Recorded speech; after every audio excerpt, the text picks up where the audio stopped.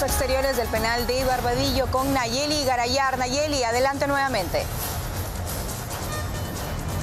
Así es, compañeras, buenos días. La primera noche de Martín Vizcarra en el penal de Barbadillo. Por esta puerta, él ingresó ayer a las 9:30 de la noche aproximadamente. Ya hay custodia policial en la zona, también frente a ella. Y un pequeño detalle es que en esta pared figura el nombre de los 3 expresidentes procesados, en donde se ve el horario de visita, pero hasta el momento no aparece el nombre de Martín Vizcarra, el nuevo inquilino del penal Barbadillo, siendo hoy jueves 27. Para el resto de presidentes, la visita de abogados es desde las 9 de la mañana hasta la 1 de la tarde, pero hasta el momento es impreciso el horario de visitas que va a tener el expresidente vacado Martín Vizcarra. En sí tenemos entendido de que su familia aún continúa en Moquegua y su abogado Erwin Sich aún no ha llegado a este lugar ni se ha pronunciado hasta el momento. Recordemos que es la tercera vez que Vizcarra pisa Barbadillo y que el 14 de agosto el INPE había determinado que el expresidente cumpla los 5 meses de prisión preventiva en este lugar. Sin embargo, 6 días después se declaró nula esta clasificación en dicho penal y se dispuso una nueva junta clasifique el centro penitenciario. Estuvo en el penal, en el centro penitenciario Ancón 2 y días después él retorna a el penal Barbadillo. Esto tras el anuncio del exministro Juan José Santibáñez. Ahora él ha vuelto a este penal y bueno, son 14 años los que va a estar dentro. Es decir que su prisión terminaría aproximadamente cuando él tenga 76 años. Pero también, compañeras, recordemos de que hoy es el desenlace judicial del golpe de Estado de Pedro Castillo, que perpetró el 7 de diciembre del 2022. Y ya aquí ha llegado su portátil. La sentencia en contra de él se empezará a las 9 de la mañana y se pide una condena de 34 años de prisión para el ex gobernador. Ya ha llegado hasta aquí su portátil, por ello es que también ha aumentado el resguardo en la zona. Nosotros estamos atentos si es que llega hasta aquí algún abogado o familiar de ambos expresidentes, compañeras. Bien, Nayeli, gracias por esa información. La cárcel de los presidentes en el Perú, ¿no? En este momento al interior, detrás de esos muros, Alejandro Toledo, Ollanta Humala, Pedro Castillo, quien se le va a leer la sentencia el día de hoy, y ya desde ayer Martín Vizcarra. Vamos a hablar sobre este tema, por supuesto, lo que ha sido la sentencia de 14 años contra Martín Vizcarra con Enrique Castillo, analista político. ¿Cómo estás, Enrique? Buenos días. Hola, buenos días. Qué gusto tenerte en Al Día con Willax, Enrique. Gracias. Vaya semana, ¿no? Vaya semana porque ayer hemos sido testigos todos de la sentencia contra Martín Vizcarra y hoy muy probablemente pues suceda lo mismo con Pedro Castillo. Bueno, los peruanos estamos, digamos, casi acostumbrados a ver cómo nuestros presidentes terminan o procesados, investigados, apresados, excarcelados en un ida y vuelta permanente. Todavía, digamos, recordamos también el caso Kuczynski, el caso Fujimori. Y hay mucha gente que señala que el caso de Dina Boluarte podría también generar este tipo de situaciones. Eso dependerá de la justicia, pero lo cierto es que en los 2 casos que tú mencionas de esta semana, se trata de 2 presidentes muy recientes, además. No son del pasado, de décadas anteriores. Estamos hablando de un pasado reciente, cuyos procesos han avanzado más rápido que en otros casos, ¿no? ¿Te sorprendió ayer la sentencia, Martín Vizcarra? Mucho se ha dicho sobre la solidez del caso y de la manera como formuló la acusación y las pruebas que presentó el fiscal Germán Juárez Atoche. Yo creo que a nadie le ha sorprendido. Yo creo que todos, incluido Martín Vizcarra, esperaban una sentencia condenatoria. Lo que no se sabía era cuántos años, y lo que no se sabía era cuál iba a ser la reacción de Martín Vizcarra. Pero yo creo que Siempre se ha hablado de la solidez de este caso. Germán Juárez Atoche lo mencionó desde un comienzo, poca gente le creyó al comienzo, pero después los testimonios, los indicios, las pruebas, sobre todo los testimonios de la gente que participó en todas las situaciones acusatorias contra Vizcarra, pues ya generaron esta sensación de que solamente faltaba decidir cuándo era la sentencia.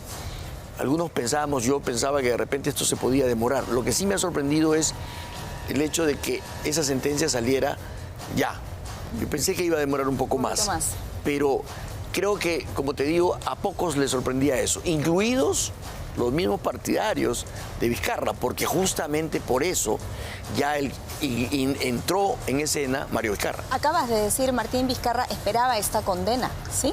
Yo creo que sí, yo creo que sí, yo creo que... mira, cuando tú conversas con tu abogado en estos casos, los abogados tienen un discurso en público y tienen un discurso en privado, ¿no? En privado te dicen, mira, esto va a pasar así, así puede pasar así, me parece que ellos conversan con los jueces, conversan con los secretarios, entonces ya tienen cierto conocimiento.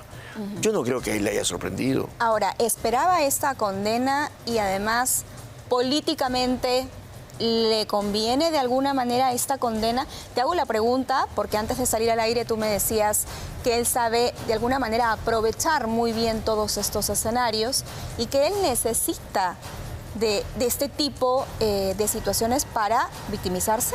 A ver, esa condena tiene dos líneas, ¿no es cierto? La línea judicial, que es la que hemos visto ayer, y que es inapelable aparentemente. Para los jueces lo es, porque la condena ha sido además 14 años, no ha sido poca cosa. Y tiene una línea política. En la línea judicial, como te digo, es inobjetable. Ahora vendrá la apelación y seguramente habrán años más, años menos, pero ahí no va a haber absolución de ninguna manera. Pero la línea política es diferente.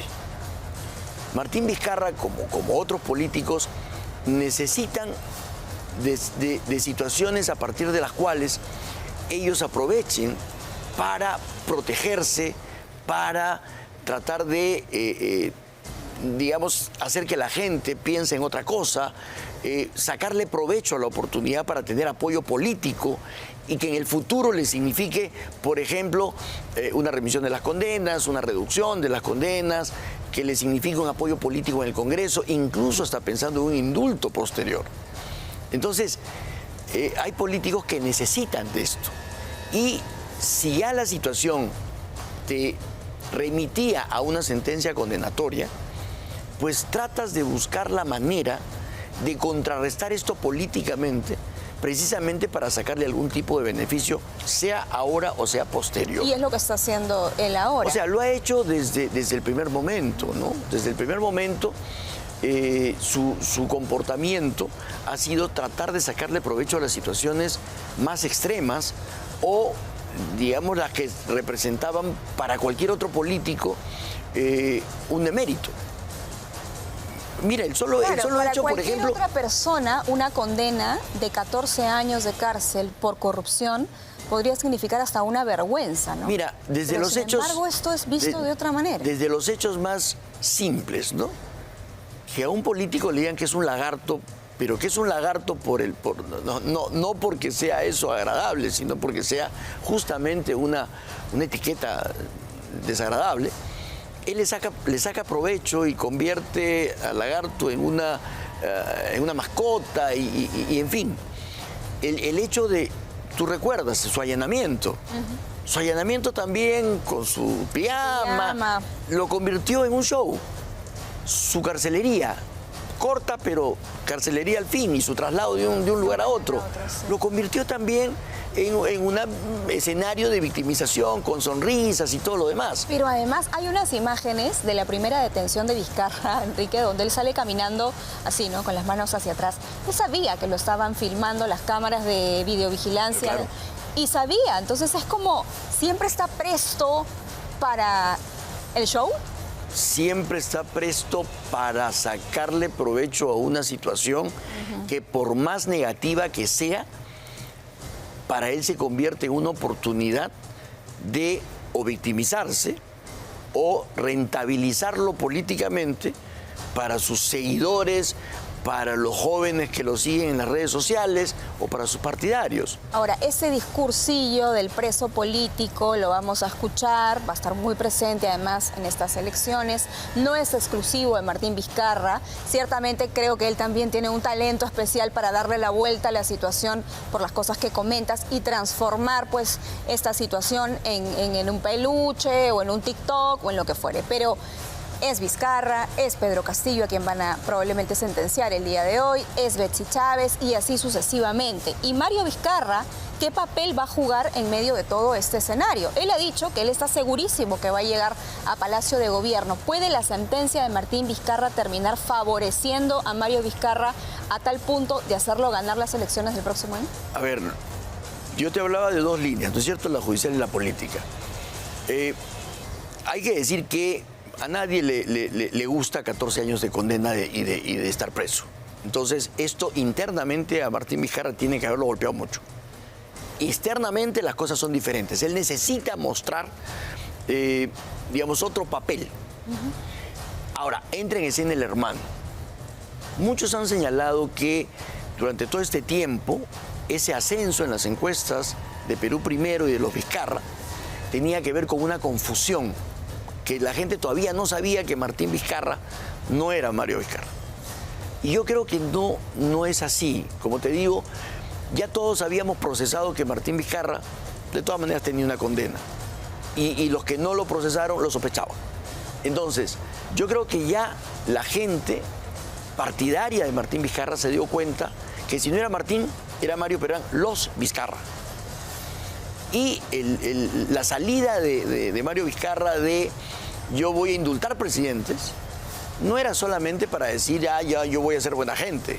Es, oye, si ustedes votan por mí, yo de todas maneras lo voy a sacar de la cárcel a Martín. Claro, ahora se ha desdicho, ¿no? Ha dicho no, ya no. Claro, pero sí lo ha dicho. Pero lo dijo en su Si momento. él llega, lo puede indultar al día siguiente. Lo dijo en su momento. Y eso a mucha gente le da la esperanza de que votando por Mario Vizcarra en realidad vas a favorecer a Martín Vizcarra. No sabemos cuál es en realidad el caudal político de Martín Vizcarra. Las encuestas los ponen en algunos casos a los Vizcarra, sea tercero, cuarto, segundos. Eso no lo sabemos exactamente, ni lo sabremos hasta el último día.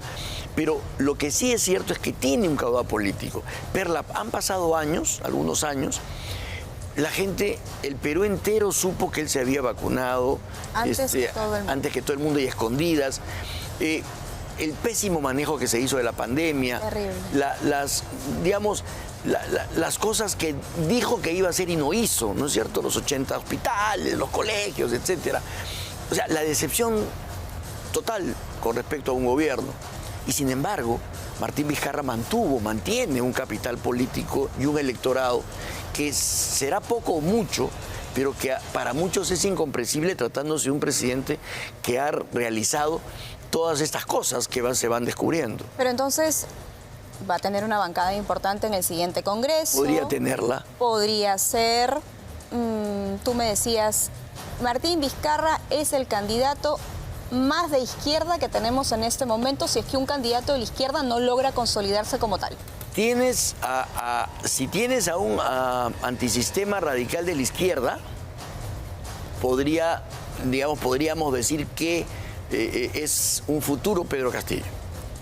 Pero las encuestas nos están diciendo que ningún candidato ahorita de la izquierda termina de simpatizar con la gente, o la gente no termina de simpatizar con ningún candidato.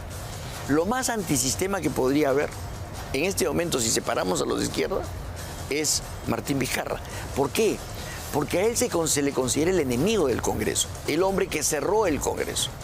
Y eso lo convierte a él en una suerte de, para sus partidarios, en una especie de antisistema que es víctima de la venganza política de este Congreso porque él lo cerró. Supuestamente. Entonces, en ese 50% del electorado que todavía no ha decidido por quién votar, que gran parte era, no gran parte, pero una parte era un capital de la izquierda, si la izquierda no encuentra un buen candidato, va a mirar otras opciones o va a votar en blanco viciado. Pero esas opciones podrían en algún momento, una partecita por lo menos, girar hacia lo que significa un Vizcarra. Y me decías que es lo más caviar que existe, Martín Vizcarra. Lo que pasa es que si tú miras del centro a la derecha y del centro a la izquierda, si hay alguien que podría entrar en esa clasificación, entre otros, es Martín Vizcarra. Ahora, ok, la izquierda de pronto no va a lograr consolidar un candidato lo suficientemente fuerte. Digamos, en teoría eso, ¿no? Hay Porque tres, ¿no? Entonces, hay tres, claro, sí, además, pero eso, claro, en entendido que ellos no suban. Claro. Y no aparezca un candidato que pudiera echarle sombras a Martín Vizcarra y sacarlo de carrera. Pero, digamos, la presencia de Vizcarra en el penal y la presencia de su hermano afuera, ya te digo, lo que sí va a hacer es mantener el núcleo duro del vizcarrismo. ahora, perdóname. Pero su reto va a ser crecer un poquito más. Claro, pero además él ha mostrado, hablando de ese tema de la izquierda, él ha mostrado cierto acercamiento también en declaraciones públicas. Bueno, él se le habló ha de visto indultar a Pedro Castillo y se le ha visto en un informe que hemos presentado en este canal, algo que todavía está ahí, debería investigarse. A Betsy Chávez llegando a la Embajada de México el día que se iba a asilar en un carro que si no es de Vizcarra es igualito al de Vizcarra. Entonces, claro, hay algún tipo de Eso es lo que yo te decía, ¿no es cierto? No sé si conexión o un coqueteo de Vizcarra con ese electorado que podría ser un electorado antisistema y él aspirando a que se le vea justamente como el hombre que supo enfrentar, entre comillas, a ese elenco que todo el mundo odia, porque hay en el Perú un sentimiento anti clase política, anti-congreso, anti-partidos que le dieron soporte a Dina Boluarte y que ahora le dan soporte a José Gerí. Eso, digamos, él va a buscar aprovecharlo en esta victimización y obviamente, seguramente vamos a tener pues mucho más escenas de él, de su hermano, de sus partidarios, buscando que se aproveche esto que a pesar de ser, como digo, debería ser una desgracia para cualquier político, él va a tratar de convertirlo justamente en una oportunidad para esa victimización y para mantener ese protagonismo, porque es lo de los políticos tradicionales, ¿no? Es decir, no importa que hablen mal, que hablen bien, el asunto es que hablen. Vamos a ver precisamente, Enrique, acompáñanos por favor, cómo han sido las últimas horas de Martín Vizcarra en libertad. Durante sus últimas horas en libertad no mostró arrepentimiento e incluso se animó a hacer campaña política. Es así como se mostraba Martín Vizcarra ante los diferentes medios de comunicación. ¿Está usted a punto de ingresar a la cárcel? ¿Qué es lo que usted piensa exactamente? Estoy a punto de escuchar una sentencia y yo pienso que esa sentencia va a ser absolutoria. Sigiloso y calculador como todo un reptil. ¿Hay espacio para el arrepentimiento? No, porque he actuado absolutamente de manera correcta en toda mi vida profesional y eso pueden dar fe todos los que han trabajado conmigo. Desafiante, con una actitud confiada ante una sentencia. ¿Pero está usted preparado para ir a Barbadillo? Estoy preparado para ir a Barbadillo, a Piedras Gordas, a Lurigancho, a donde quieran enviarme.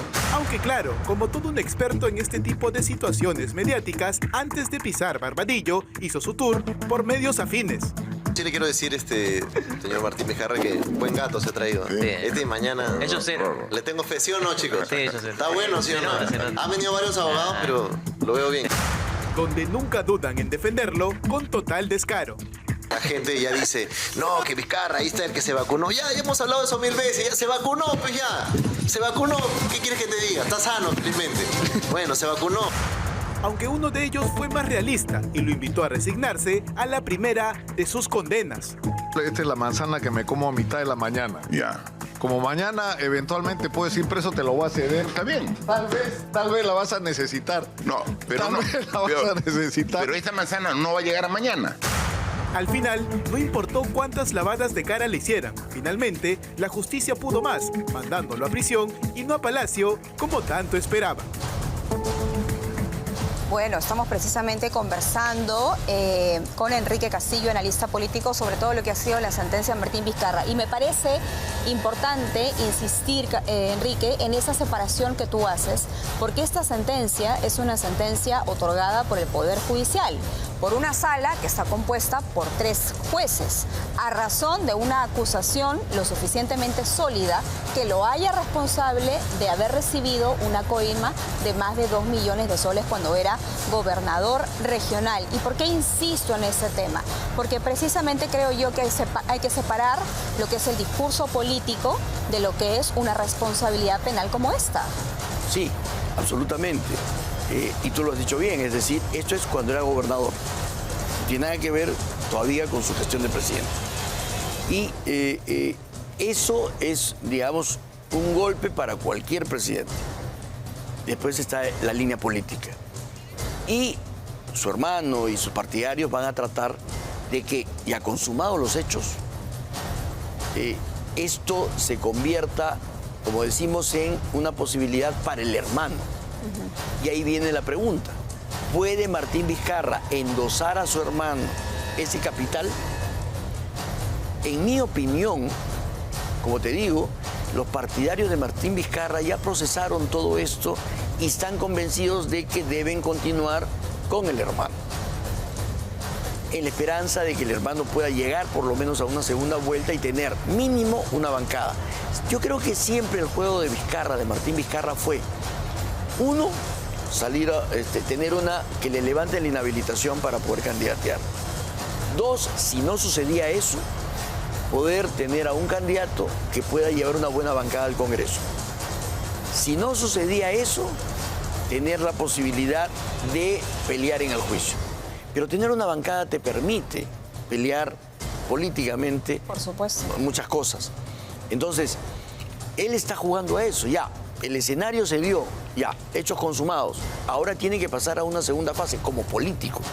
Ahora tiene que tratar de lograr que su hermano llegue a un puesto expectante en las próximas elecciones que le permita esa bancada en el Senado y en diputados como para poder pelear una serie de mecanismos que le den a él beneficios. Bien, Enrique. No, y además política desde la cárcel, ¿no?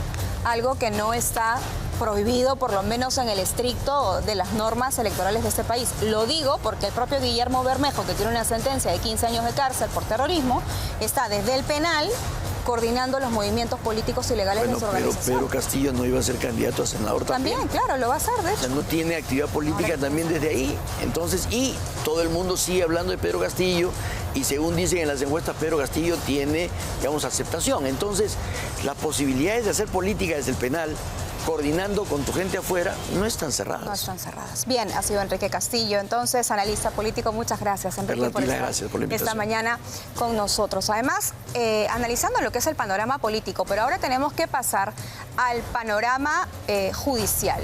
Exactamente esta sentencia que ha logrado, una sentencia histórica además, así lo ha denominado él mismo, el fiscal Germán Juárez Atoche. Tenemos un enlace en vivo con él, está en exclusiva, conectado con nosotros. Buenos días, doctor Germán Juárez Atoche, bienvenido al Día con Willax. ¿Cómo está? Buenos días. ¿Qué tal? Yo quisiera empezar, bueno, ya ayer se dio la sentencia, 14 años de cárcel, ustedes solicitaban 15, pero un poco ya han pasado algunas horas, Martín Vizcarra ya está internado en el penal de Barbadillo. ¿Cuál es la reflexión, cuál es la conclusión a la que usted llega después de haber logrado una sentencia como esta, doctor? Yo considero que el día de ayer hubo un fallo muy ejemplar, que es un mensaje que se mandaba que se enviaba a la ciudadanía, en la cual se indica pues de que en este país sí hay justicia, que hay instituciones que son sólidas y que están poniendo todo su esfuerzo para efectos de consolidar una administración de justicia sin hacer distingos ni diferencias, ni ver el color político ni nada, simple y llanamente el de establecer que todas personas son iguales ante la ley Y si un funcionario público de alto perfil ha cometido un delito de actos de corrupción, lógicamente tiene que atenerse a las consecuencias. Y las consecuencias jurídicas son lo que ha pasado el día de ayer, el de una condena de 14 años y que se ha dado dentro de la observancia de un debido proceso, donde el acusado y sentenciado Martín Vizcarra Cornejo se le ha respetado el debido proceso y ha tenido el derecho a la defensa, ha contado con un abogado en todas las etapas del proceso. Doctor, usted habla de la consolidación de la administración de la justicia a la luz de lo que ha sido esta sentencia. Lo cierto es que se ha podido lograr esto porque usted ha hecho una acusación lo suficientemente sólida como para que los jueces dicten esta sentencia de 14 años de cárcel. De todas las pruebas que usted ha presentado, ¿cuáles han sido las que más ha valorado la sala, por ejemplo? ¿Qué detalles nos puede dar sobre eso? Creo que las declaraciones de los colaboradores eficaces, tanto de la empresa Obrainsa en el caso Lomas de Hilo, como de los colaboradores eficaces de la empresa ICSA y del colaborador Hernández Calderón, creo que han sido un derrotero en este juicio contra Martín Vizcarra Cornejo, porque sus indicaciones que ellos han dado contra Martín Vizcarra fueron de manera uniforme, coherente, y que jamás de los jamases se pudo determinar en el proceso de que ellos tuvieron un interés de odio, de ojeriza, de animadversión contra el señor Martín Vizcarra Cornejo. ¿Hay quienes? Entonces, pero esas colaboraciones, esas declaraciones han sido corroboradas con documentos que se han actuado en juicio. Un dato oficial en el caso de Lomas de Hilo, están las llamadas telefónicas que le hace Martín Vizcarra Cornejo a Elar Tejeda en los momentos claves, en el momento que tenían que hacer un reajuste de la oferta y cuando salen los cheques de 400.000 y 600.000 nuevos soles a favor con el cual se le paga a Martín Vizcarra. Claro, cuando usted dice un reajuste, se refiere, doctor, entonces a la coima. Ahora, yo quería precisamente profundizar en este tema de las colaboraciones eficaces, porque en la otra orilla hay quienes sostienen que los colaboradores eficaces son personas que precisamente se acogen a este procedimiento para evitar una condena o una pena mayor.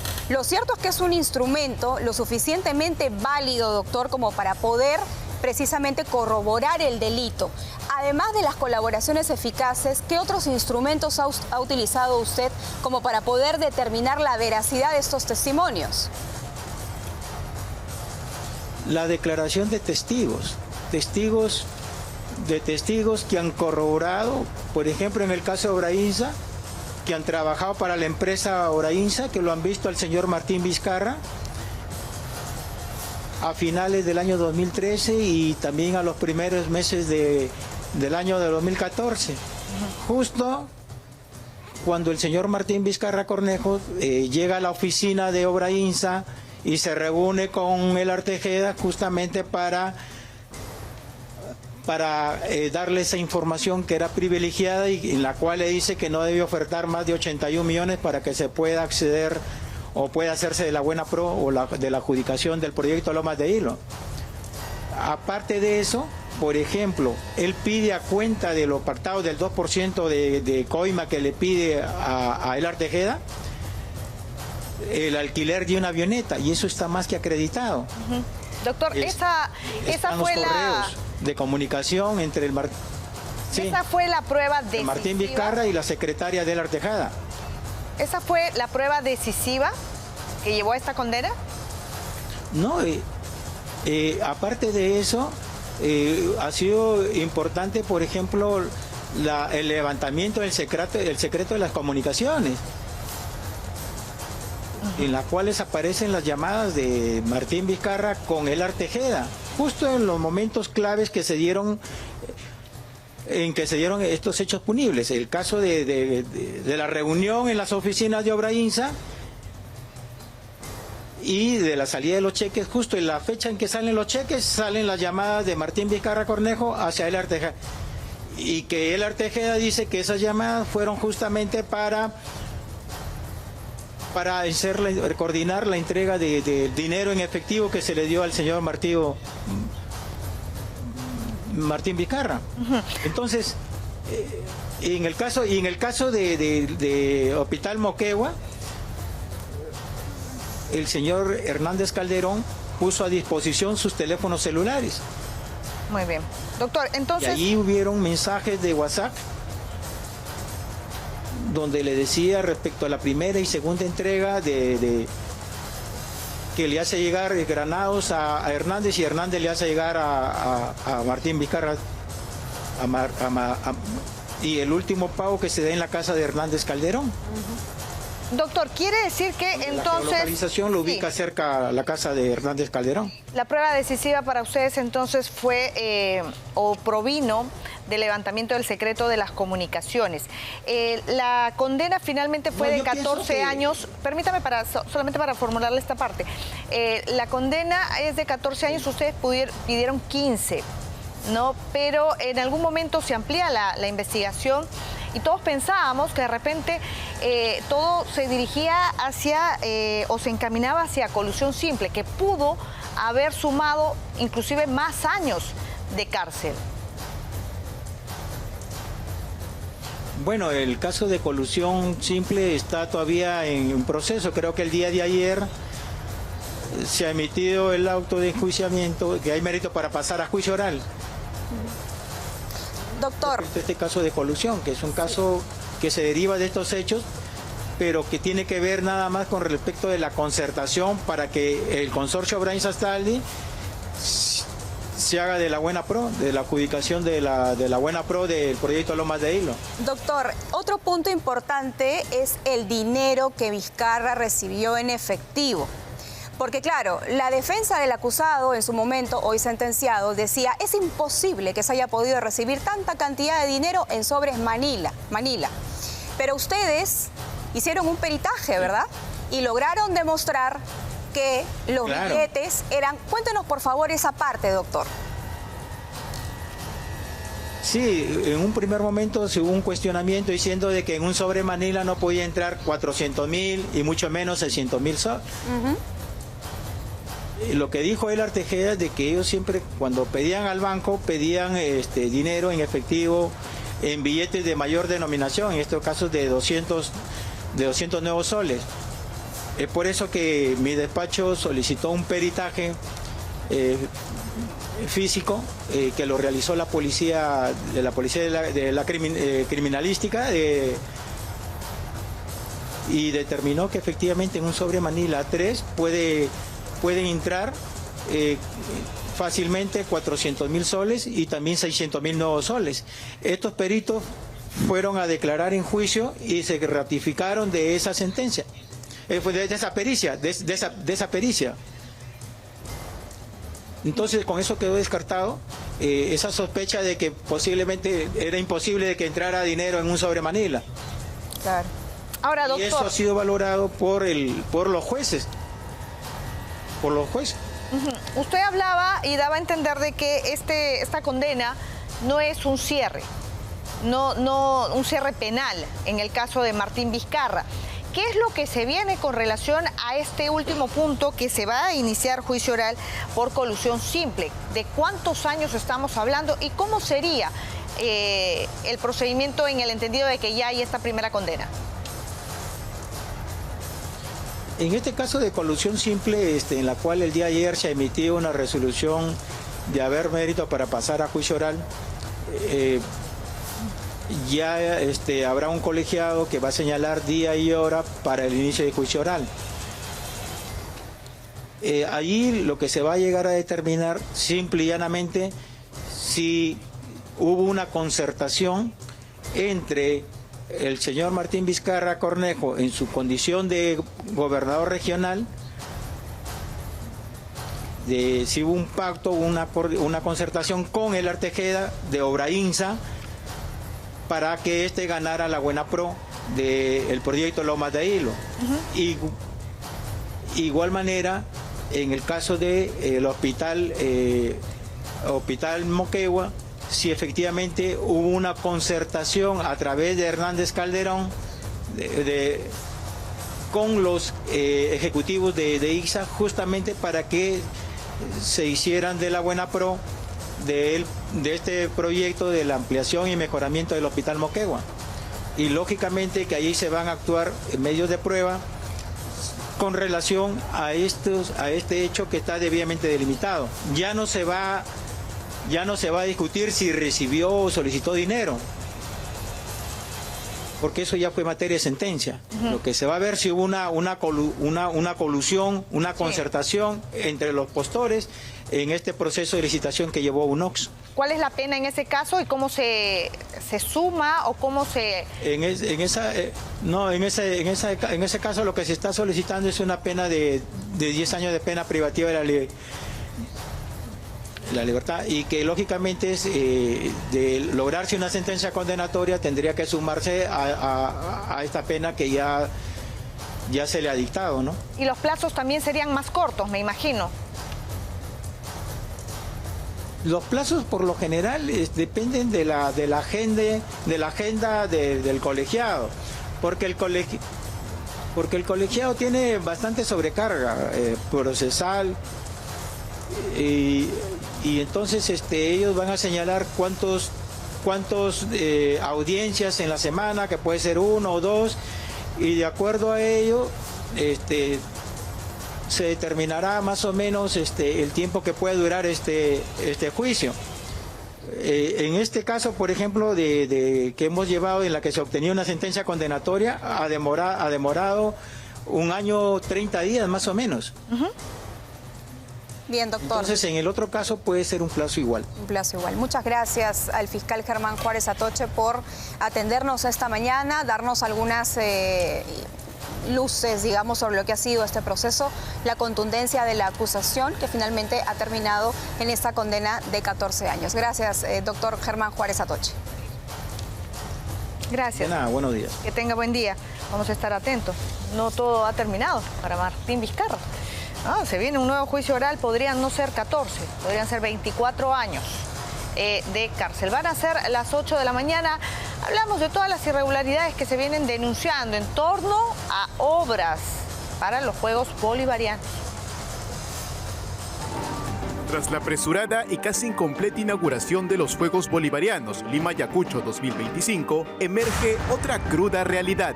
Sedes inconclusas, decretos de urgencia en gastos públicos y una pésima organización para los deportistas que nos representan. Pero me da mucha pena y rabia a la vez, ¿no? Porque no puede ser que, habiendo cumplido en el año 2019, ¿no? con un equipo pues, que se juntó, que se logró amalgamar. El programa Contracorriente reveló algunos detalles de los problemas que atraviesa el IPD para la realización de esta competencia.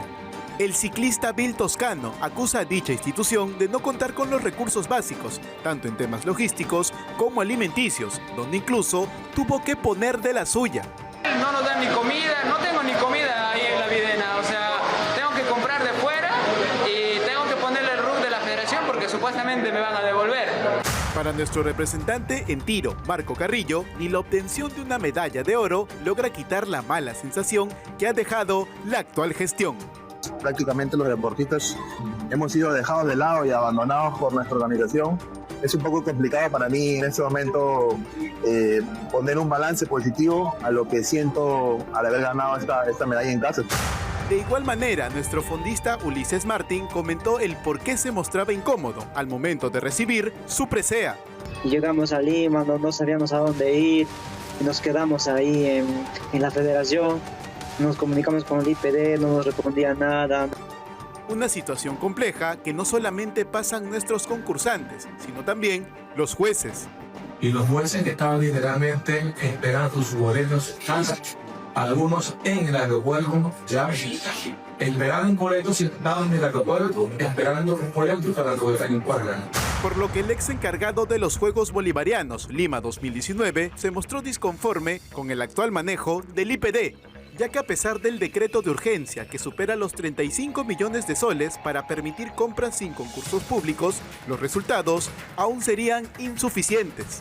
La presencia de la Contraloría, ¿no? Las cartas están ahí y Contraloría tiene que chequear que esos recursos lleguen al pago de esos servicios. Para el presidente de la República, José Gerí, esta mala organización ha sido heredada por la gestión anterior. Lo hemos heredado de una manera, en forma no correcta, y hemos asumido, pese a todo, el liderazgo de poder empujar el coche. Negligencia o improvisación. Por el momento, la gloria deportiva se ve opacada por la angustia de los atletas, que su máxima preocupación no es la competición en sí, sino encontrar dónde comer y dónde dormir.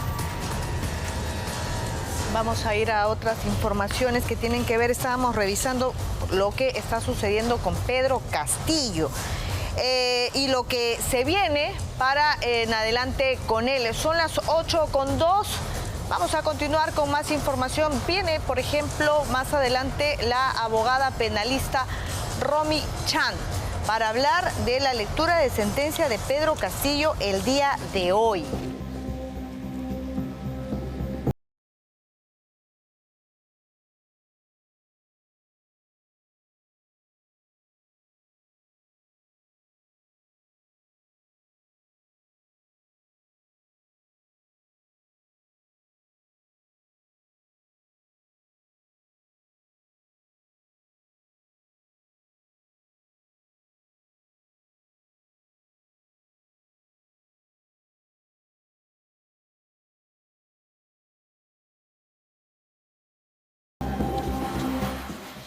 Vamos a tener información también sobre el plan de desvíos para el día de mañana en la vía Expresa Grau como parte de estas obras de infraestructura vial. Los carros que van o vienen de La Victoria van a tener rutas alternas por García Naranjo, Antonio Raimondi y Huánuco, mientras que desde el Cercado hacia La Victoria el tránsito seguirá por Aviación. Durante el cierre se va a mantener habilitado el paso peatonal y el acceso para ambulancias al Hospital 2 de Mayo.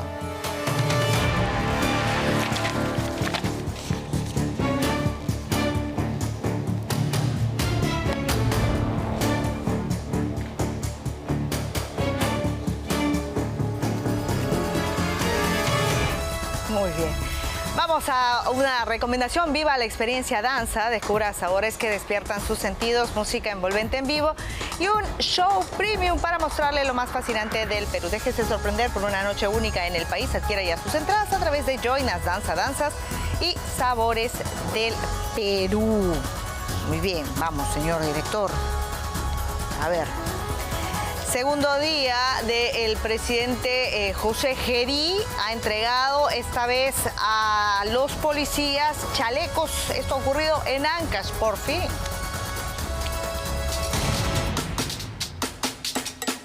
José Gerí continúa con su gira nacional.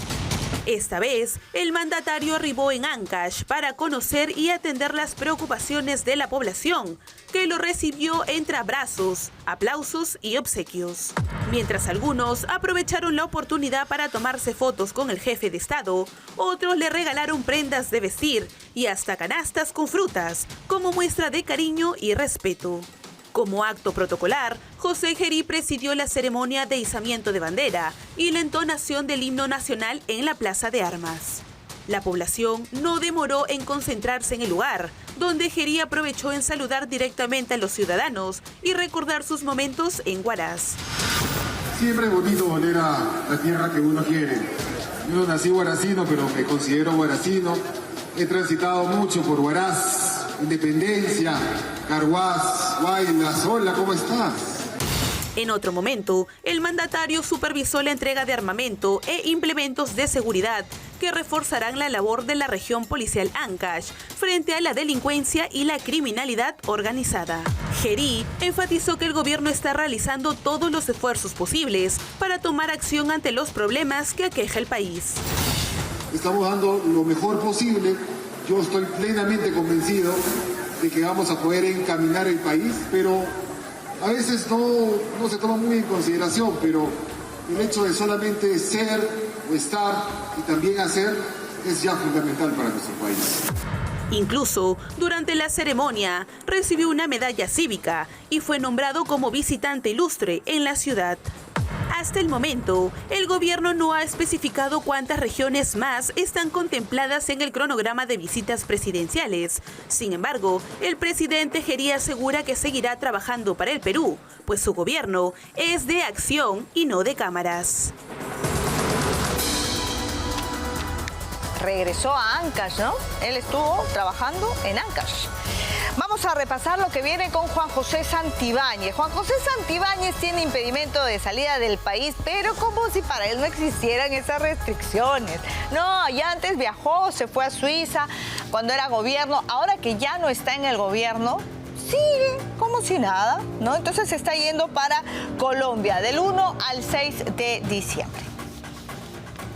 Imagínense, si no está ahora en el gobierno, quiere volver a ser parte de uno de los poderes, quiere ser senador y ocurren este tipo de cosas. En fin, vamos con otra información. Son las 8:07. Rospigliosi es el presidente del Parlamento. Fernando Rospigliosi no descarta que Dina Boluarte pueda recibir pensión vitalicia, ¿no? ¿Y de cuánto será? 35.000, pero si la pensión es 15.000, ¿debería o no al haber sido vacada? A continuación. Alista la billetera para recibir la jugosa pensión vitalicia. La señora Boluarte fue elegida en una fórmula con el señor Castillo. Fernando Rospigliosi no descartó que el Congreso apruebe dicho beneficio. Explicó que Boluarte sí fue elegida como parte de una fórmula presidencial, a diferencia de autoridades como Francisco Sagasti o Manuel Merino, quienes no cuentan con pensión vitalicia. Eso está ahorita en recursos humanos, veremos cuál es la opinión. Se tendrá que decidir si es que la señora Boluarte es objeto de recibir la pensión o no. El legislador Alejandro Muñante instó a sus colegas a debatir su proyecto, que de aprobarse impediría este beneficio para presidentes vacados. Estamos entendiendo mal la pensión vitalicia. No es un derecho pensionario. No ha provenido de los aportes de los pensionistas. Es un sueldo, una pensión que proviene de los fondos del Congreso.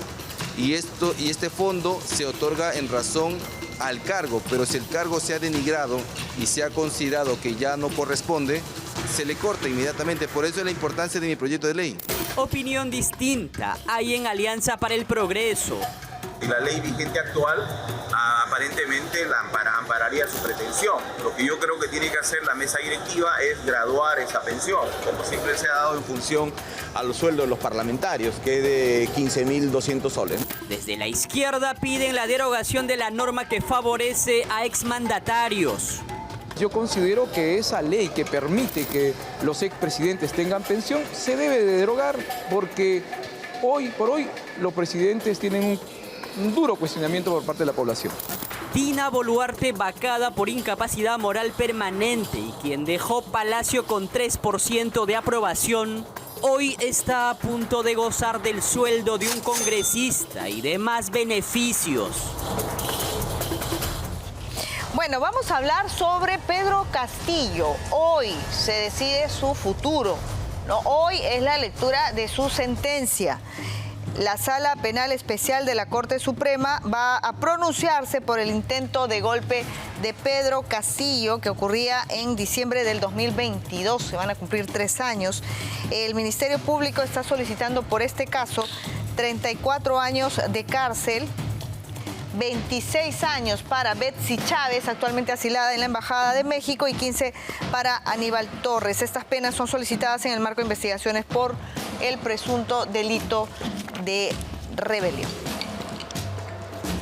Estamos justamente con nuestros equipos en el penal de Barbadillo, donde se encuentra recluido Pedro Castillo, así es que vamos a estar con estas imágenes en cualquier momento, pero para entender un poco lo que se viene, estamos con la abogada penalista Romy Chan. ¿Cómo le va, Romy? Buenos días. Buenos días, muchas gracias por la invitación. Bueno, si un presidente, y veía ahí las imágenes, un presidente no jura que va a respetar la Constitución y de pronto intenta un golpe de Estado, el delito es rebelión. Le pregunto en términos sencillos, ¿esto es una traición? ¿Es una vulneración al Estado, a la democracia? Sí, claro, porque lo que él ha hecho, o sea, para que se entienda en sencillo, ¿qué implica golpe de Estado? Golpe de Estado es concentro todo el poder en mí. Y eso es lo que él hizo ese día. Cuando él dio el anuncio, dijo, cierro Congreso, cierro el Ministerio Público, cierro todo. Como si el gobierno fuera su propiedad. Exacto. Correcto. Y eso es un golpe de Estado. Porque acumular el poder en uno. Claro, porque sus allegados, inclusive en México, intentan de alguna manera flexibilizar esta situación. No, es como que no pasó nada. Finalmente no lo hizo. No, fue solo un intento. Pero ¿cuál golpe? Si estaba el Congreso. Entonces tratan de minimizar esta situación que es grave. Es una traición, ¿no? Por supuesto, o sea, y no hay que confundir el hecho de que haya sido poco inteligente en la forma en la que realizó el golpe con que eso automáticamente implique que ya no es delito. O sea, puede haber sido muy torpe su intento, pero eso no significa que no haya habido por lo menos un intento que pueda ser sancionado a nivel penal. Y eso es un poco lo que ya se ha visto a lo largo de todo este juicio y que yo creo que no le va a deparar un buen futuro a él. La torpeza no justifica la gravedad de lo que quiso hacer. Exacto. La torpeza en un homicidio no quita que haya habido un muerto. Correcto. Claro, no, lo decía uno de los que también está investigado, que fue ministro de Castillo, que solo por estúpido decía, disculpen ustedes la palabra, pero estoy citándolo, solo por eso debería estar preso. Bueno, ya, no bueno, sé, en términos ya más o menos anecdóticos, ¿no?, de toda esta situación, pero la situación de Castillo es grave. Sí. Y no estamos hablando de una pena de 15 ni de 14 años. Explíquenos, por favor. A ver, ¿qué pasa? En el caso Castillo, la Fiscalía inició la acusación planteando 3 delitos. Dijo, rebelión, porque él se alzó en armas para derrocar el gobierno, ¿no?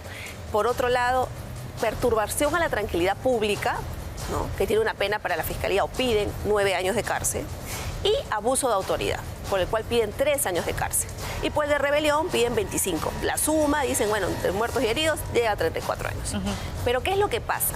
Y ahí viene la situación complicada de Castillo, que creo que al final se va a materializar hoy en la sentencia, ¿no? Que en el transcurso, la sala, o sea, el Poder Judicial, aprecia que de todos los elementos de prueba que se estaban actuando, había otro delito adicional que también podía ser valorado y que además se sanciona con una pena menor que el delito de rebelión. ¿Cuál es? Intento de rebelión, conspiración a la rebelión. ¿Por qué? Porque hay un debate doctrinario sobre si se alzó en armas. Él dice, yo nunca cargué un fusil. Claro, ¿dónde están las armas? Las palabras no son metralletas, ¿no es cierto? Es lo que él dice. Es lo que han dicho. Pero sí lo que se evidenció de los actuados a lo largo del juicio o a mitad del juicio fue que había una serie de personas que sí decían que por lo menos había habido un acto de conspiración. Entonces la sala lo que dice es, mira, tomando en cuenta que la Fiscalía está pidiendo un delito que es más grave, que tiene, caramba, un montón de pena, 34 años están pidiendo al final para ti, 25 años por ese delito, yo voy a agregar otro que tiene una pena menor para que tú también te puedas defender. ¿Cuántos años tiene la conspiración? 19 años pide el Ministerio Público. O sea, 19 años. Comparado con los 25, bueno. ¿Y en el cómputo? En el cómputo al final vas a tener, si son 19 años, 19 más los 3 de abuso de autoridad, más los que le pongan por perturbación a la tranquilidad. O sea, en principio serían menos de los 34 años. 30 Pero, años. a ver, claro, además, ojo, no te olvides de algo. Los montos no son muy significativos en un caso como el de Castillo, en el que, al igual que en Vizcarra, tiene varios otros procesos donde esas penas se van a acumular. Y el tope es 35 años siempre. O sea que, bueno, ahí da un poco lo mismo la pena, ¿no? El tema es que igual son delitos graves. Y yo por eso pienso que no le augura un muy buen futuro a Castillo el día de hoy. Porque ya la sala, al haber dicho de alguna manera, ojo, no estoy adelantando opinión, pero voy a sumar este otro delito porque aprecio elementos que también deberían ser debatidos. Es como un apoyo a la Fiscalía también. Y ese es el punto controvertido. Eso es lo que la defensa de Castillo ha cuestionado. Ha dicho, oye, es un adelanto de opinión. No es un adelanto.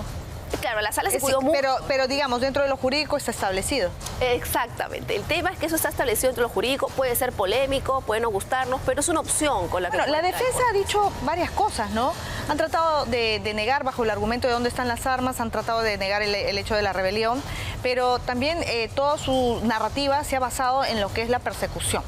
La persecución política, ¿no? Lo hemos visto también en el caso Vizcarra, ¿no? La venganza, dice. ¿Cuál es la prueba más contundente que existe en este caso? Yo sé que hay videos, está el mensaje, pero ¿cuál de todas estas evidencias cree usted, Romy, que es la más contundente? A ver, es una serie de llamadas que él habría hecho buscando justamente reforzar el tema del golpe, o sea, buscando que se concretice el tema del golpe. Lo que pasa es que él no lo coordinó antes, parece que lo coordinó minutos antes, pero no lo tenía asegurado, ¿no? Pero hizo esas llamadas y claro, lo más contundente es lo que todas y todos los peruanos hemos visto en la televisión. Él anuncia el golpe de Estado, o sea, él lo da por hecho, ¿no? Y eso generó todo un pánico en ese momento en la sociedad, ¿no? Por eso es que ahí sí yo veo bien fuerte la posición sobre el tema de la conspiración, porque fue a tal nivel que incluso él ya lo daba por hecho y hasta lo anunció públicamente. Claro. Bueno, de ahí salieron varios de sus asesores, defensores a decir que no estaba en sus 5 sentidos. Él dijo eso inicialmente, ¿no? Claro. No sabía lo que había leído, ahora ya cambia de todo en este proceso. Sí, ahora ya no, dice que sí sabía, solamente que él no se estaba alzando en armas, eso no era una metralleta, él lo hacía para resguardar la legitimidad de los peruanos. Y en este caso, como en otros procesos, ¿se puede hablar de autoría intelectual también? Bueno, el autor intelectual es el que planifica de alguna manera, ¿no? No es un término muy adecuado porque en estricto no lo tenemos así regulado en nuestra legislación. Es como la jerga, ¿no? La jerga que se utiliza, ¿no? El que planeó todo, el que ideó todo. Pero aquí él es directamente autor, porque él dominó el hecho al tal punto. O sea, ¿por qué digo dominó el hecho? Porque es autor quien domina la ejecución, quien decide el cómo, dónde y cuándo. Y él lo hizo a tal nivel que él dio el discurso público. Por eso es que él decía, yo no sabía lo que estaba haciendo, a mí me han utilizado. Pero luego cambió su discurso, no sabemos por qué, y ahora, bueno, lo trata de derrumbar por el tema político y dice, no, yo sí sabía, pero estaba defendiendo a los peruanos. Lo hice en nombre de los peruanos y las peruanas frente a una injusticia que se iba a dar. Pero lo cierto es que él no actúa solo también. Ese es el asunto, que él no actúa solo y por eso aquí tenemos otros procesados. Está la señora Betsy, está el señor Aníbal, ¿no es cierto?, que también están siendo procesados. Para Betsy Chávez se está pidiendo 26 años de prisión. Para Aníbal Torres también. En su momento creo que la defensa de Aníbal Torres trató de llevar el caso por el tema de la edad, no para la prescripción o la impunidad.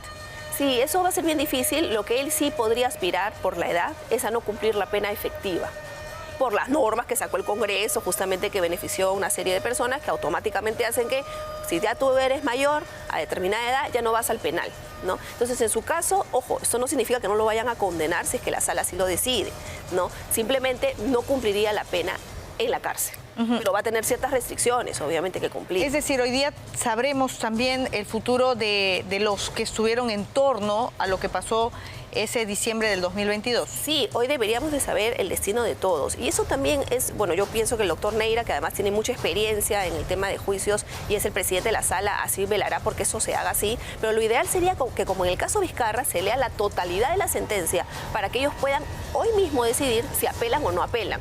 Porque si él decide, o si ellos, perdón, el colegiado decide resolver, pero no leer la totalidad y decir, la notifico en una semana, la notifico en 2 semanas, y la sentencia es condenatoria, lo que va a pasar es que ellos van a alegar una vez más, se están vulnerando mis derechos porque, mira, mis patrocinados están en el penal. ¿Tendría que ser de ejecución inmediata? Yo creo claro, que ¿no? claro, y está él está y más aún con todo el tema del riesgo del asilo, que ya lo hemos visto claramente en el caso de la señora Betsy, ¿no? No, claro, el presidente está. Sí, por supuesto. Ahora, estamos con imágenes justamente de lo que está sucediendo en los exteriores del penal de Barbadillo. No, han llegado algunos simpatizantes, no sabemos si son para Pedro Castillo, ¿para quién es? Nayeli Garayar está en vivo justamente con este grupo de personas que se han apostado en los exteriores.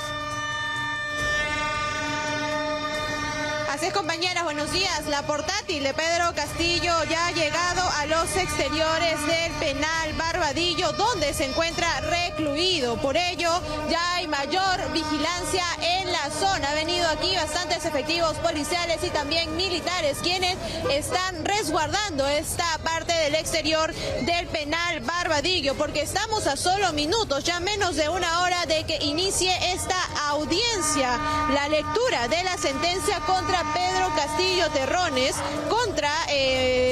por el fallido golpe de Estado perpetrado el 7 de diciembre del 2022. Esta audiencia, que está programada a las 9 de la mañana, se determinará si el exmandatario es culpable o no de los delitos de rebelión, abuso de autoridad y grave perturbación de la tranquilidad pública. También se va a pedir o se ha solicitado una pena de 34 años de prisión, compañeras, pero en este fallo también se está incluyendo, como mencionaban, a Betsy Chávez y Aníbal Torres. Nosotros nos encontramos aún a la espera si es que va a llegar algún abogado, de repente algún familiar a esta zona. Por ahora solamente está la portátil, varias personas están con carteles gritando arengas y por ello también se ha incrementado la seguridad en esta parte del exterior del penal Barbadillo. ¿Veo una carpa ahí, Nayeli? ¿Han pasado la noche allí o recién la han instalado? Sí, solamente ha habido 2 carpas en la madrugada, estaban 2 personas aquí al exterior y ya mientras transcurría la mañana, aproximadamente a las 7 de la mañana, ¿han dormido allí? Han llegado más personas, como vemos ahora, gritando arengas, con banderines, carteles, ¿no? Con el rostro de Pedro Castillo. Nayeli, quiero entender, ¿han dormido allí entonces?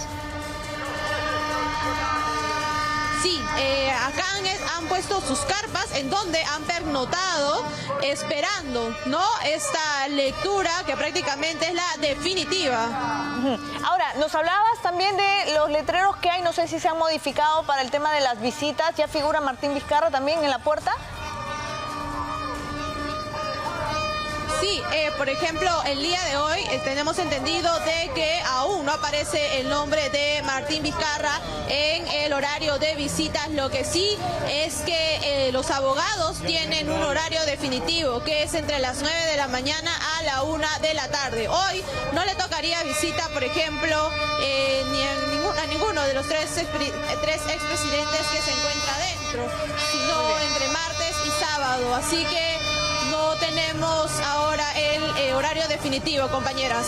Muy bien, Nayeli, gracias. Estamos pendientes. Qué increíble, ¿no? Están allí acampando. No sé qué tan pertinente puede ser esto, pero al final son pocas personas las que han ido, en este caso, a avivar por Pedro Castillo. Hoy es la audiencia, empieza a las 9 de la mañana. Estamos ya a pocos minutos. Otro presidente más. El mensaje es clarísimo, ¿no? Las leyes se cumplen y aun cuando hayan pasado bastante tiempo, porque estamos hablando de que, por ejemplo, nada más que en el caso de Pedro Castillo ya van a ser 3 años ahora en diciembre. Vizcarra han pasado, para que se llegue a esta condena, por lo menos unos 12 años desde que se dieron estos hechos. Sí, y bueno, ahí hay que resaltar también en el caso Vizcarra, que yo creo que si se ha conseguido esta condena, porque además es un expresidente, la cosa no es sencilla, ¿no? Ha sido también porque el fiscal ha sabido delimitar su objetivo, ¿no? O sea, ha sabido enfocarse, ¿no? Y apuntar todas las balas a ese punto, ¿no? Cosa que no hemos visto de repente en otros casos, que también tiene el equipo especial y que más bien ha generado nulidades del proceso y no éxito, ¿no? Vamos a hablar de Vizcarra, pero terminamos de mencionar el caso de Pedro Castillo. Debería, con esta condena el día de hoy, ya ser inhabilitado, ¿no? Debería ser inhabilitado de por vida. ¿Qué opina usted? Sí, bueno, acá curiosamente el plazo de inhabilitación que pidió el Ministerio Público es menor, son 3 años, respecto al que se pidió en el caso Vizcarra, ¿no? Sí, que han sido 9, y esto es mucho más grave, ¿no? Se ha atentado contra toda la democracia.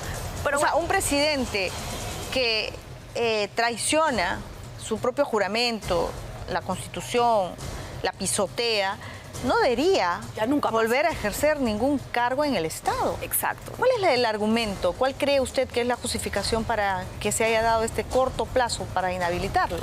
Yo creo que ahí el Ministerio Público no ha tenido el tiempo suficiente para realmente poder armar un caso muy sólido, al punto tal que la sala le ha enmendado la plana y le ha dicho, oye, vamos a agregar también conspiración, no solamente te quedes en rebelión. Y bueno, ya es el pedido que el Ministerio Público ha hecho. Y no ha tenido mucho tiempo, porque claro, todo fue en flagrancia. Se le detuvo de manera inmediata, pasó por el Congreso, entonces el Ministerio Público tuvo que correr y creo que tal vez no tuvo la tranquilidad para hacer un análisis comparativo, ver... Pero ¿cuál es el criterio para establecer los años para inhabilitar a un funcionario público? Básicamente la sanción que también establece el delito, que acá el delito era bastante grave. ¿Es mayor? Sí, por supuesto. Estamos hablando de 30 años de cárcel. Sí, yo creo que ahí tal vez no fue muy correcta la precisión que el Ministerio Público hizo sobre el pedido de inhabilitación. Pero bueno, finalmente, si él está en el penal, obviamente no puede hacer mayor participación en la vida política, ¿no? Ahora, ¿y debería seguir con los beneficios? Es que como no expresidente. Es que, ¿qué es lo que pasa? Más que un beneficio, o sea, claro, yo entiendo que muchos dicen, tienen cárcel dorada, ¿no? ¿Por qué en Barbadillo, con su mini departamento? Algunos? Pero lo cierto es que también hay un tema, ¿no? No los podemos poner en un penal común, porque al haber sido expresidentes y el INPE tener la obligación de garantizar por su seguridad, ¿no? Están también muy expuestos a normas que hayan podido dar en su gobierno, que pues puedan no haber gustado a los que se encuentran internos y poder generarse hasta perturbaciones. ¿Se les puede quitar otros beneficios, por ejemplo, pensión y demás? Eso sí, yo creo que eso además también depende ya de una modificación normativa que el Congreso tendría que hacer para todos los casos. Ahora tenemos a la señora Boluarte también pidiendo pensión. Y también hay que notar algo, ¿no? Que de repente pasa desapercibido. Pero realmente este discurso político que a veces se maneja en los juicios de yo soy el presidente secuestrado, ¿no? Claro. Bueno, Castillo ha utilizado los juicios como estrados políticos, y yo creo de propaganda que política. Sí debe haber en el Poder Judicial un control mayor, ¿no? De evitar ese tipo de situaciones, porque, a ver, este no es un tema político, este es un tema judicial, jurídico, por haber vulnerado normas y por haber cometido delitos. Y al final, los grandes beneficiados son los que, gracias al señor Castillo, podrían entrar al Congreso en el marco del partido, ¿no? Y bueno... Claro, ya sabemos lo que se viene. Romy, para terminar, no quería dejar de tocar el caso Vizcarra, ¿no? El abogado, lo que se sabe, esta información que acaba de darse a conocer, van a apelar. Claro. ¿No? Tendrían que. Es casi un mero formalismo, ¿no? Entre los abogados. Pero lo que sí ha dicho el fiscal Germán Juárez es que esto no ha terminado. No es un cierre penal y lo que se viene es el inicio del juicio por colusión simple, que son otros 10 años.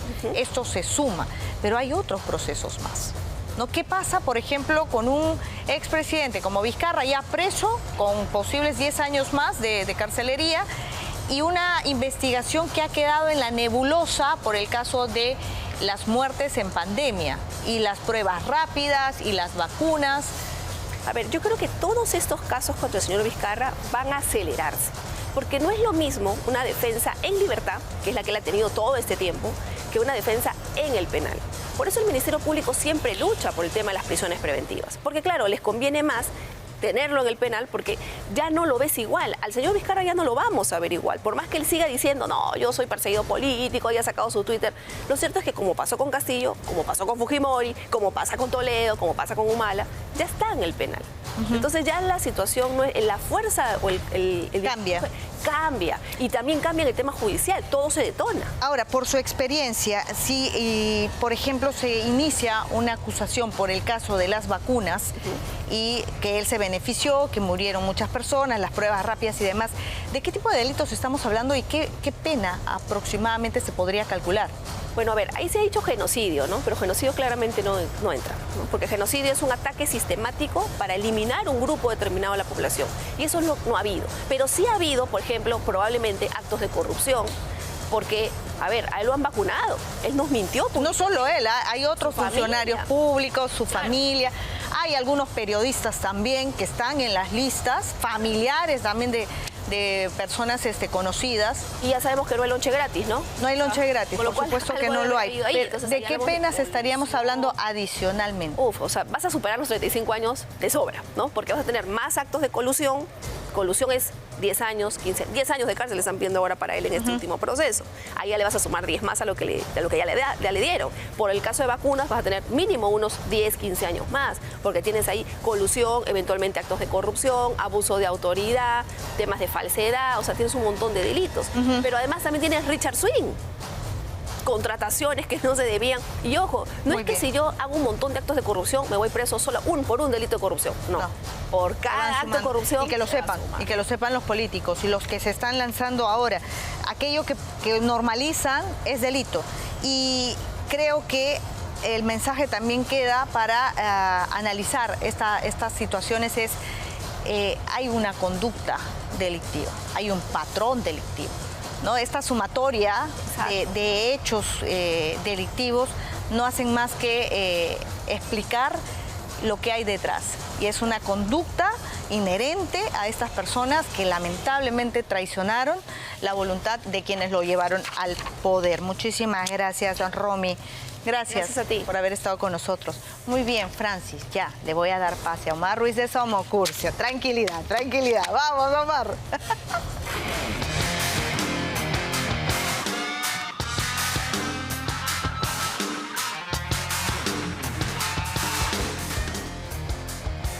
Así es, ¿cómo está Salvina? 8:31. Venimos ya con las imágenes de la locura que se ha desatado en Miraflores con la llegada de miles y miles de hinchas del Flamengo do Brasil. Que se porten bien, que no destrocen la ciudad. Bienvenidos al Perú. La final es el día sábado.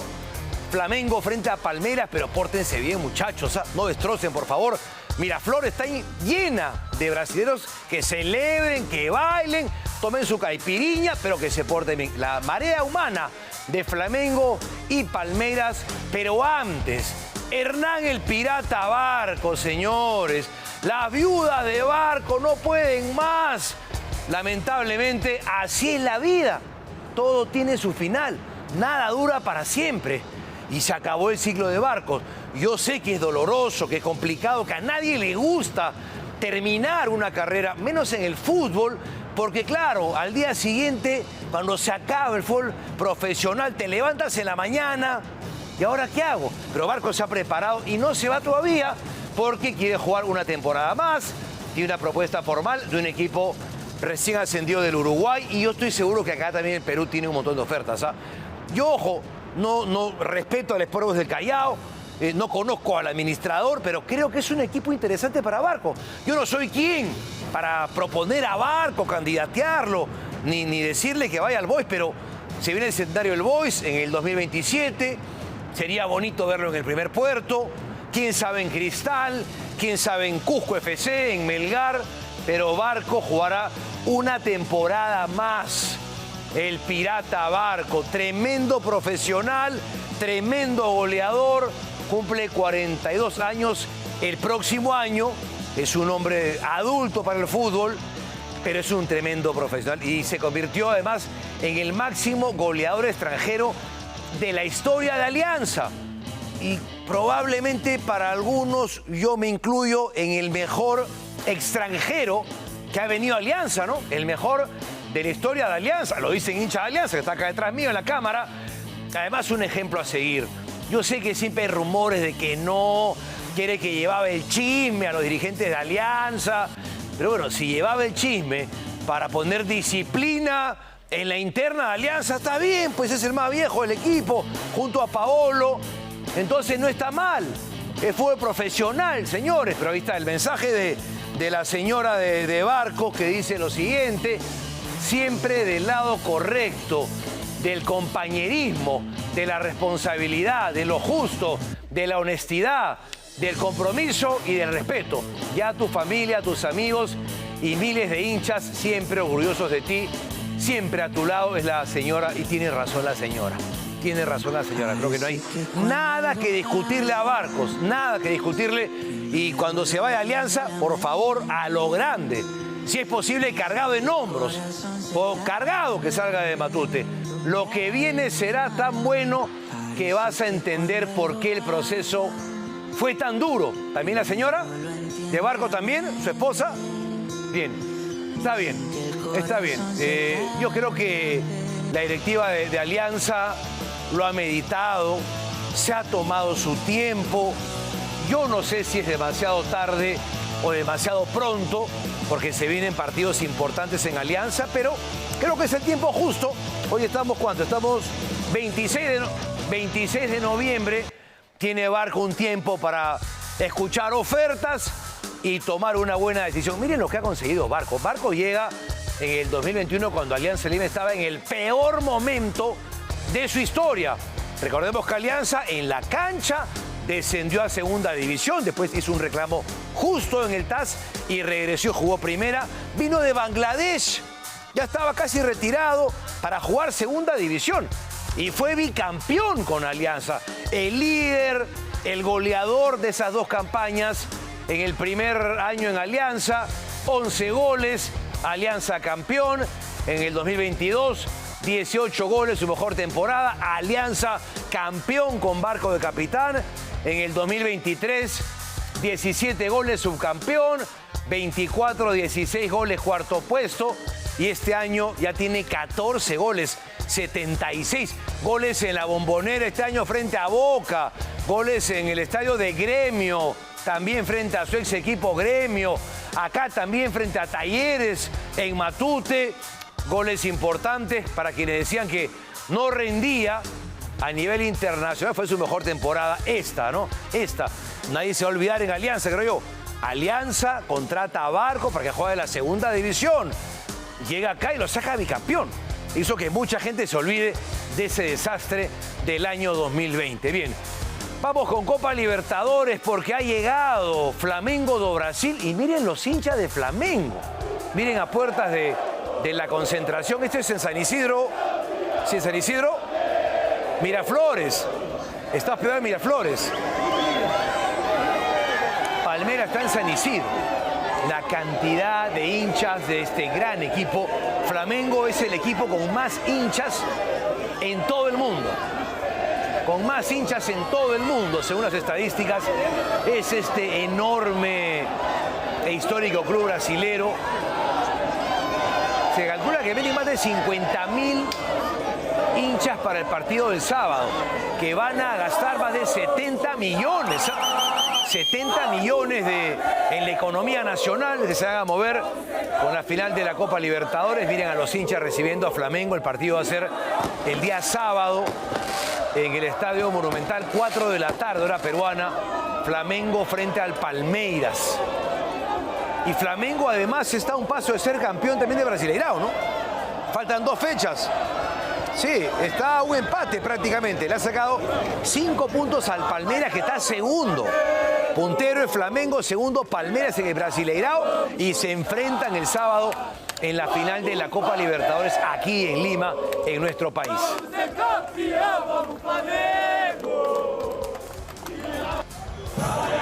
Miren los hinchas, mira, esto es Larco. Esto es la avenida Larco. No está DJ Robinson, ¿no? Ya no, ya fue. Para que ponga la canción de Frágil, pues. Avenida Larco. ¿Se acuerdan? Mira. Claro, está frente a la... Esta es la municipalidad, este es el Parque Kennedy. Miren, en las calles del Larco. En mi época están las discotecas, en mi época. Ahí yo bajaba y había un túnel, ahí estaba la discoteca. Qué nostalgia. Ahí están los hinchas caminando por el corazón de Miraflores. Esto no es Río de Janeiro, no es Copacabana, es el corazón de Miraflores con los miles y miles de hinchas. Y así salieron do Brasil, así fueron despedidos. Un hincha se metió por el hueco arriba del techo del bus. Miren a los hinchas subidos despidiendo a Flamengo. Es el club con más hinchas en el mundo, para que vean que no exagero. Miren cómo los hinchas se subieron al bus. Ahí está el equipo. El equipo está ahí en el bus. Casi se rompe el techo. Con la bandera se subieron para despedir a su plantel. Mira, qué locura. ¡Qué locura! Ya están en el bus y de repente el peso abre. Dios mío. Abren la ventana de arriba del techo, los hinchas, y se meten adentro del bus. Se meten dentro del bus de Flamengo. Dios mío santísimo. ¡Qué locura! 1, 2, 3. Ya no hay sitio, ya no. Al fondo no hay sitio, les dicen. Y los hacen salir por la ventana de otro más. Saludando a los jugadores. Incluso estaba ahí Jorginho, uno de los jugadores de Flamengo que ha informado que le han robado la camiseta. Le sacaron la camiseta a un jugador que estaba dentro del bus de Flamengo, en la despedida de Brasil. Ahí se va con un maletín, cuidado. Mira, se lleva un maletín. Parte del equipaje se llevan los hinchas. Y por el otro lado, el rival. Mira, le piden, me voy, pero denme algo. Y esta es la llegada, el aterrizaje al aeropuerto internacional Jorge Chávez, al nuevo aeropuerto de Lima, ciudad capital del Palmeiras, que también llegó ayer.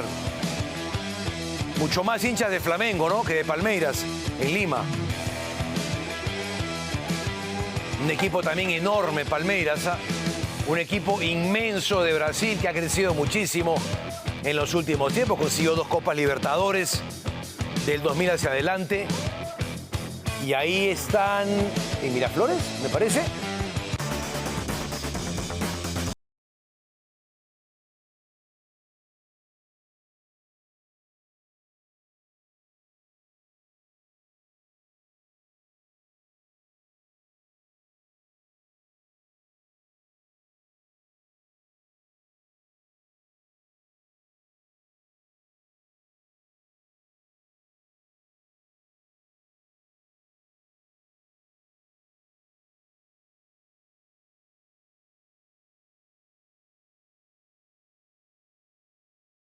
El avión de los hinchas de Palmeiras, mira. Están llegando. El partido todavía es el sábado. Hoy es jueves. Todavía faltan algunos días y ya desde ayer están las calles de Miraflores llenas de hinchas de Flamengo. Y ahí están los hinchas de Palmeiras en el avión. Todos son hinchas de Palmeiras. Rumbo a Lima. Y esto es en Miraflores. Y hay hinchas de Palmeiras ayer por la noche. Exactamente, que no vengan a destrozar la ciudad, por favor. Que vengan, que se diviertan sanamente, que tomen su caipiriña, está bien, sin excesos, con moderación, que consuman, que gasten, que reactiven la economía. Los de Palmeiras concentrados, me dices, en Barranco. Esto es en Barranco. Arriba de ese famoso bar, ¿conocen, no? Claro, vamos a ir a chelear, claro. Esa es la avenida Grau, creo. Miren, el bulevar, se ve que te gusta, claro, ahí está. Mira, esto es ayer por la noche en Barranco. ¡Qué locura! En el hermoso distrito de Barranco, ahí se han concentrado los hinchas de Palmeiras. Provecho a los restaurantes, a los bares, pero hay que controlar bien la policía. Los alcaldes de los distritos tienen que controlar esta gran cantidad. Esto es lamentable, claro. Claro, este es en Miraflores, donde lamentablemente hinchas de Palmeiras y de Flamengo, Fernando, o solo de Flamengo, claro, los excesos terminan en cosas como estas que no se pueden permitir. Y recién ha sido ayer miércoles, ¿ah? Miércoles por la noche. Todavía falta la noche de hoy, jueves. Viernes chico, viernes, sábado. Y quizás hasta domingo. A disfrutar, a festejar la fiesta del fútbol, pero con moderación y con buen control, porque no se permiten excesos. Sí, Fernando, vamos con Champions League. Vamos con la Liga de Campeones de Europa y los partidazos del día de ayer. Mbappé marcó un póker. 4 goles en 6 minutos. 3 en 6 minutos. El cuarto ya llegó después. Fue casi un récord de marcar un hat-trick. El que consiguió ayer Kylian Mbappé. Empezó ganando el Olympiacos de Grecia. Pero después despertaron al monstruo. Y empezaron a llegar los goles de Kylian Mbappé, que anotó un póker. 4 goles. Qué tal jugadorazo. El francés. El primero de Chiquiño para Olympiacos. Después empató Mbappé. De cabeza el 2-1. El pasesote de Eduardo Camavinga, su compatriota. A los 29, el 3-1 de Kylian Mbappé. Le pone emoción a Olympiacos con este buen gol de cabeza de Mehdi Taremi. El iraní, que es un delanterazo, el iranía, le anotó 2 goles a Inglaterra en el Mundial de Qatar. Yo lo vi con mis ojitos en la cancha, estuve en la cancha viendo el 6-2 de Inglaterra frente a Irán. Ex Milan, ¿no? Ex Porto de Portugal, Inter y Porto. el iraní Taremi, ahora el Olympiacos, pero de nuevo apareció Kylian Mbappé, marcando el cuarto, buena jugada de Vini Jr. Y a los 81, Ayoub El Kabi. Cuidado a la defensa del Real Madrid, media flojona. Y ahí lamenta y reclama el arquero del Real Madrid, Andriy Lunin, el ucraniano. Venimos con el Arsenal y más goles de la Champions, pero antes, 36 años haciendo la mejor ropa deportiva del país. Esto es Wallon, que está inaugurando una nueva tienda en San Juan del Urigancho. Inauguró hace poco una en Punta Hermosa, ahora en San Juan del Urigancho, con la mejor ropa. Ahora también tiene las mochilas y los morrales de Wallon. Ya sabes que tiene 28 tiendas en todo el Perú. Está en todo el Perú Wallon. Y si quieres comprar, compra de tu casa. Si no quieres el tráfico, sin salir, en la mejor página para comprar es wallon.com.p, con lo mejor para equiparte y competir. Además, en todo el país está Wallon Sport, la marca deportiva del país. Wallon es amor por el deporte. Vamos con bolivarianos. 13 medallas de oro. Ya ganó la delegación peruana. Ayer fue el turno del squash. Eso que no está Diego Elías, ¿no? ¿O está Diego Elías?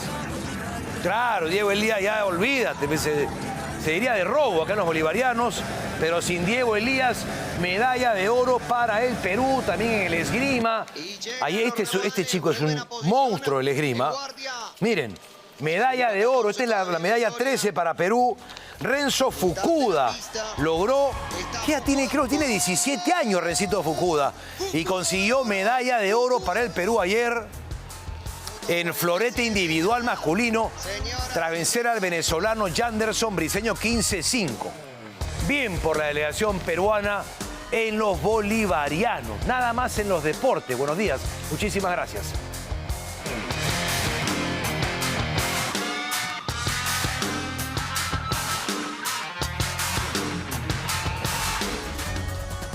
Gracias, Omar. Ahora, buscas el auto de tus sueños. Expomotor lo tiene todo. Más de 50 marcas, más de 300 modelos, los 365 días del año. Y por si fuera poco, el mejor financiamiento, porque además contamos con los principales bancos, cajas de ahorro y fondos colectivos. Porque cada día es perfecto para estrenar un nuevo auto. Encuentra el vehículo ideal solo aquí, en Expomotor de Plaza Norte y Mall del Sur. Hacemos una pausa, regresamos con más.